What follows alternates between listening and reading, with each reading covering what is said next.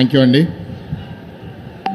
వేదిక మీద ఉన్న తెలుగుదేశం పార్టీ జాతీయ అధ్యక్షులు చంద్రబాబు నాయుడు గారికి, ఇప్పుడే మన ప్రధాని నరేంద్ర మోడీ గారు మాట్లాడారు. హెలికాప్టర్ టేక్ ఆఫ్ అవ్వాలి కాబట్టి ఆయన ఫస్ట్ మాట్లాడేసి దాని తర్వాత బాబు గారు మాట్లాడుతా అన్నారు. వేదిక మీద ఉన్న ఇతర ఎన్డీఏ అభ్యర్థులందరికీ, వేదిక ముందున్న అనకాపల్లి, విశాఖపట్నం, విజయనగరం ప్రజలందరికీ నమస్కారం అండి. నాయకులందరికీ నమస్కారం. మోడీ గారి తర్వాత మాట్లాడే అవకాశం వచ్చినందుకు ఆనందంగా ఉంది. ఇప్పుడే ఆయన అన్నట్టు గత 5 సంవత్సరాలుగా వైఎస్ఆర్ కాంగ్రెస్, తెలుగుదేశం ప్రభుత్వం, ఎన్డీఏ ప్రభుత్వంలో జరిగిన అభివృద్ధి అంతా పక్కన పెట్టేసి అవినీతిని ఎట్లా పెంచుకోవాలి అని మోడీ గారు ఇప్పుడే చెప్పారు. Sand mafia, land mafia, liquor mafia, drug mafia అని ప్రత్యేకంగా విశాఖపట్నంలో కూడా మేము ఇది చూస్తున్నాము. ఎప్పుడు చూసినా సరే ఎక్కడో భూ కబ్జా, ఎవరో గోడలు ఎరగొట్టేయడం, ఎవరినో బెదిరించడం. మొన్నే మీరు కూడా చూశారు, ల్యాండ్ ఇష్యూస్లో విశాఖపట్నంలో గెలిచిన వైఎస్ఆర్సీపీ ఎంపీ వాళ్ళ వైఫ్, అబ్బాయిని కూడా కిడ్నాప్ చేసి 2 రోజులు న్యూస్ కూడా బయటికి రాలేదు. మొన్నే ఒక ఎంఆర్ఓ కూడా మర్డర్ అయ్యారు. ఇట్లాంటి చర్యలు జరుగుతున్నప్పుడు అసలు ఆంధ్ర రాష్ట్రంలో అందరికీ భద్రత ఏముంది అనేది ప్రజలందరూ ఆలోచిస్తున్నారు. గతంలో ఉచిత శాండ్ పాలసీ ఉంటే ఇవాళ శాండ్ రేట్లు ఎంత పెంచేశారంటే, ఈస్ట్ గోదావరి జిల్లాలో ఆ శాండ్ పాలసీలో గవర్నమెంట్ కాదు, వైఎస్ఆర్సీపీ పార్టీకి ఇచ్చే డబ్బుల వల్ల ఆ ఒత్తిడి తట్టుకోలేక అక్కడ ఒక మనిషి ఆత్మహత్య కూడా చేసుకున్న పరిస్థితి. ఇంకా లిక్కర్ గురించి చెప్పాల్సింది లేదు.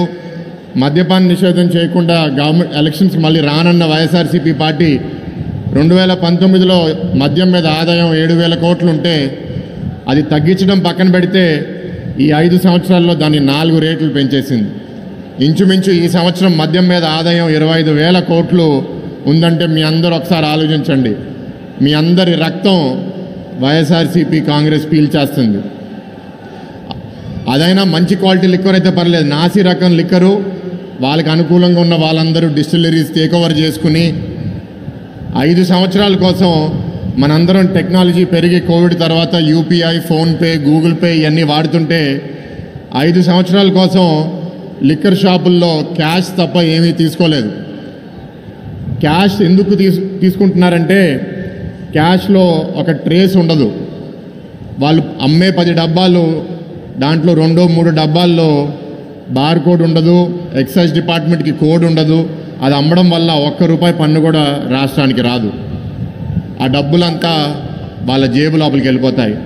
మరి ఒఫీషియల్గానే 4 రేట్లు ఆల్కహాల్ రెవెన్యూ పెరిగితే ఇంకా ప్రైవేట్గా వాళ్ళ పార్టీకి, వాళ్ళ పార్టీలో ఉన్న వాళ్ళకి ఎంత పెరిగిందో అందరూ ఒకసారి ఊహించగలరు.